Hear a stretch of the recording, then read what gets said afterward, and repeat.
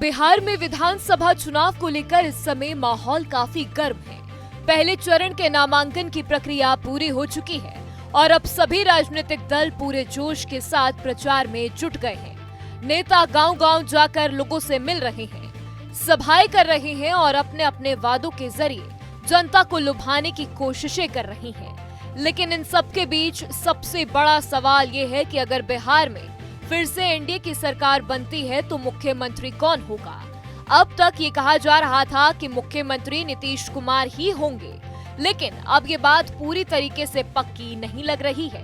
कई लोग ये भी मान रहे हैं कि चुनाव के बाद हालात के हिसाब से फैसला बदला जा सकता है। इसी बीच बिहार की राजनीति में एक नई हलचल तब मच गई जब लोक जनशक्ति पार्टी के नेता चिराग पासवान ने केंद्रीय गृह मंत्री अमित शाह से मुलाकात की। दोनों नेताओं की मुलाकात करीब 15 मिनट चली, जिसमें बिहार चुनाव को लेकर रणनीति पर चर्चा हुई। मुलाकात के बाद चिराग पासवान ने मीडिया से कहा कि एनडीए में कोई कंफ्यूजन नहीं है, सब एकजुट हैं और बिहार में मिलकर चुनाव लड़ेंगे। उन्होंने बताया कि बातचीत चुनाव प्रचार को और मजबूत बनाने और गठबंधन को और ज्यादा प्रभावी करने पर हुई है। लेकिन जब पूछा गया कि अगर एनडीए की सरकार बनी तो मुख्यमंत्री कौन होगा, तो चिराग ने इस सवाल को टाल दिया।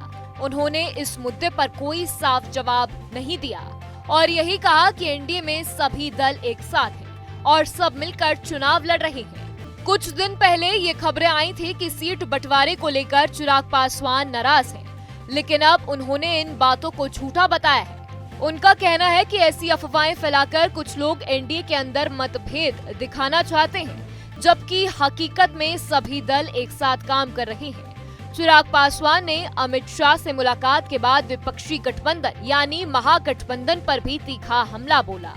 उन्होंने कहा कि विपक्ष का गठबंधन अब लठबंधन बन गया है, क्योंकि वहां के नेता आपस में ही लड़ रहे हैं। उन्होंने सवाल उठाया कि जब महागठबंधन के अंदर ही एकता नहीं है तो तेजस्वी यादव को उनका नेता कैसे माना जा सकता है। चिराग ने कहा कि एनडीए इस बार बिहार में 100% स्ट्राइक रेट हासिल करने के लक्ष्य के साथ चुनाव लड़ रहा है, यानी हर सीट पर जीत दर्ज करने की कोशिश की जा रही है। अब अगर चुनाव कार्यक्रम की बात करें तो बिहार में 2 चरण में मतदान होगा। पहला चरण 6 नवंबर को और दूसरा चरण 11 नवंबर को होगा।